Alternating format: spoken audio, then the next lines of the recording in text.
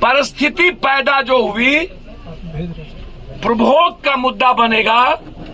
जो कोई भी इसमें लगातार परिवार के परेशानी का कारण है, उसकी भी छानबीन और उनका भी इन्वॉल्वेशन की जानकारी करके उस पर भी मुकदमा का दर्ज। Complete mobile location, mobile adoration, कितना फोन मनोज झा या उनके परिवार को, जिनसे 3 लाख कोई मन्नू झा या अभिषेक कौन झा हम नहीं जानते, जिनसे भी लिया हो या जिनसे भी कर्ज लिया हो, वो उनकी भूमिका क्या थी। तो हम भूमिका की तलाश, आत्महत्या करने पर विवश क्यों हुआ उसकी, और ये आत्महत्या सिस्टम सबसे बड़ा दोषी है। सरकार की गलत नीति के चलते लगातार गरीब और मिडिल क्लास का जो परिवार है वो आत्महत्या की ओर बढ़ रहा है। लॉकडाउन ने भारत की जिंदगी को तबाह किया, जीएसटी और नोटबंदी के बाद, और हमें मरने पर मजबूर किया है यह व्यवस्था। और जो बचा खुचा था महंगाई ने 17% कपड़ा, इसका जवाब केंद्र सरकार को भी, बिहार सरकार को भी और विपक्ष को भी देना चाहिए कि क्या कभी लॉकडाउन में जितने लोग तबाह हुए उनके लिए कोई इतना 80 लाख हजार करोड़ रुपया मोदी जी आपने बड़ी बड़ी कंपनी को दिया लॉकडाउन से तबाही के कारण? आम आदमी को क्या आपने उसके जेब में 20,000 रुपया भी दी जो बर्बाद हुए?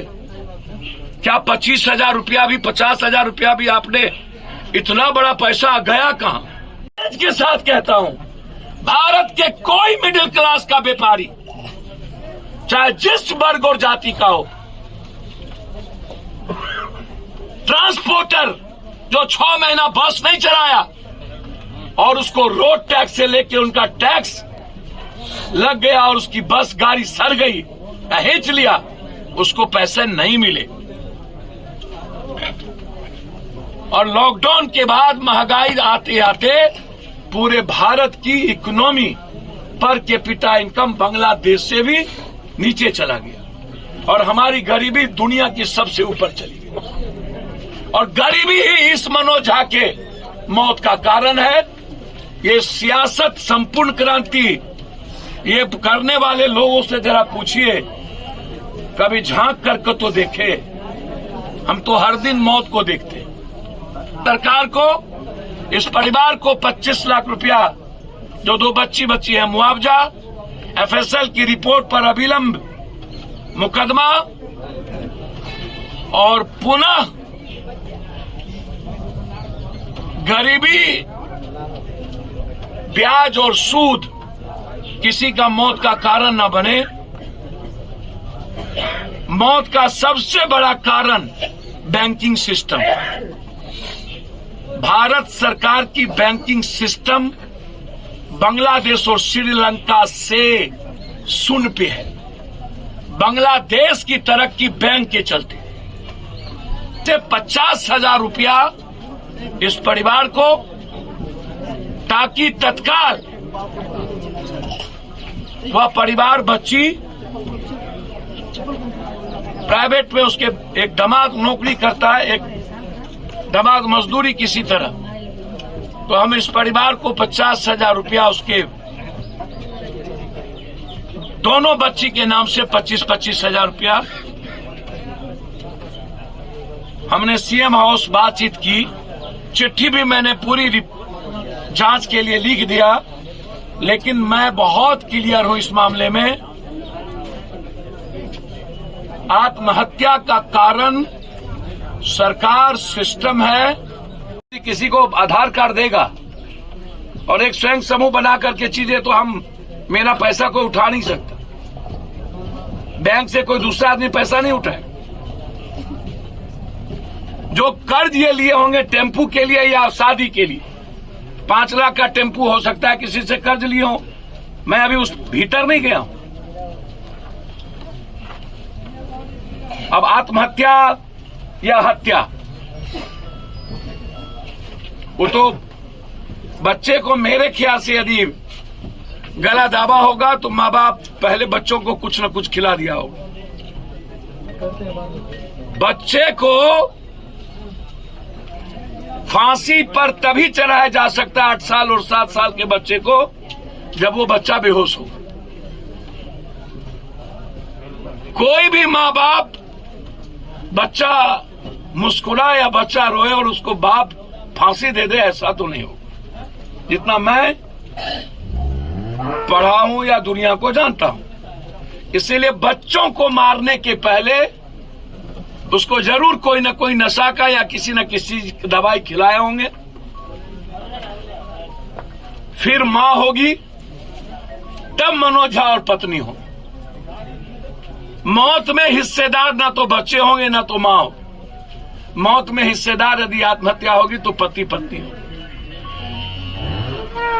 पूरी जांच मैं चाहता हूं उस बच्चे की, क्या मौत के पहले उस बच्चे को कुछ खिलाया गया, उसका एफएसएल रिपोर्ट, कितने देर हैंग करने के बाद हम जमीन को टच किए, जमीन इतना नीचे या एक मां का पैर नीचे या पति पत्नी का पैर उसके नीचे क्या था। एक बात याद रखिएगा, जो उससे कर्ज लिया या जो घटना घटित हो रही थी, ये जो बैंकिंग सिस्टम है या जो बैंकिंग, आज आप सहारा पर तो कोई नहीं बोल रहा है। सहारा तो लगभग पैसा लेके भाग रहा है।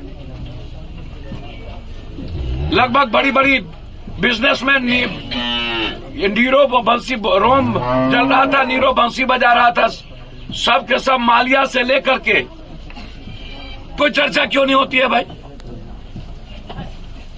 लगभग लोग सहारा इंडिया के पैसे के कारण हाथ से खाली हो गए, आत्महत्या की स्थिति में।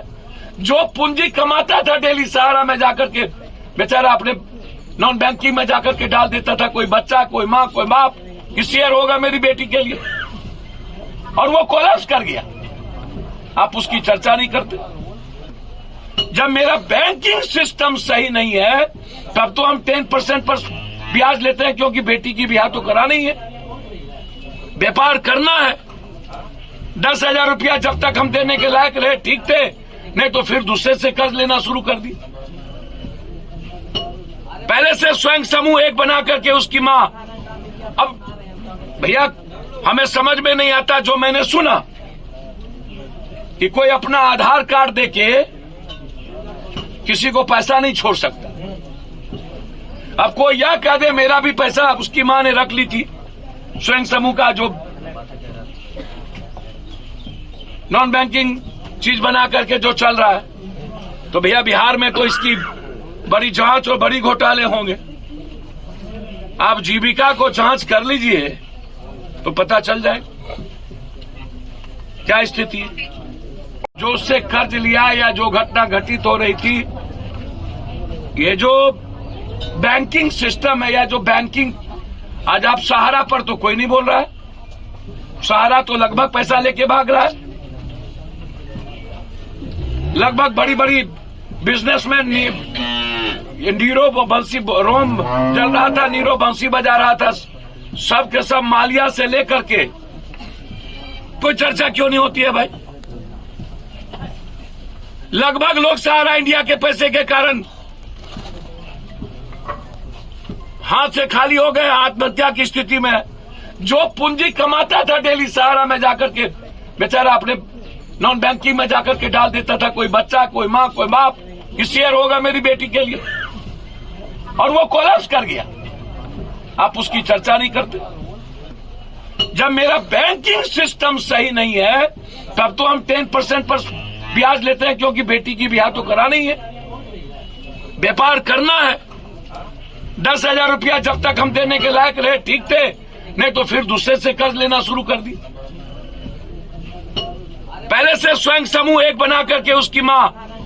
अब भैया हमें समझ में नहीं आता जो मैंने सुना कि कोई अपना आधार कार्ड देके किसी को पैसा नहीं छोड़ सकता। अब कोई यह कह दे मेरा भी पैसा उसकी मां ने रख ली थी, स्वयं समूह का जो नॉन बैंकिंग चीज बना करके जो चल रहा है, तो भैया बिहार में तो इसकी बड़ी जांच और बड़ी घोटाले होंगे। आप जीविका को जांच कर लीजिए तो पता चल जाए क्या स्थिति है।